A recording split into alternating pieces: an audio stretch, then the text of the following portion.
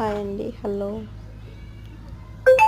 ఇక్కడ మేము ఏం చేస్తున్నామంటే, నేను మీకు ఇంతకుముందు వీడియోలో కూడా ఒకసారి చెప్పిన, నాకు పైపులు మార్చాలంటే చాలా ఇబ్బంది అవుతుంది మా హస్బెండ్ లేనప్పుడు అని. అందుకనేసి ఈసారి ఏం చేసిండంటే, పైప్ లైనింగ్ భూమిలోకి వెళ్ళి పెట్టిస్తున్నాడు. ఈడ స్విచ్ ఒత్తితే నీకు ఇంకా ఏడ పైపులు వేయనవసరం లేదు, డైరెక్ట్ పైనుంచి కింది వరకు అదే వారుకుంటూ పోతుంది, ఏమి ఇబ్బంది లేకుండా అనేసి ఇట్లా పైప్ లైనింగ్ అయితే తీయించిండు.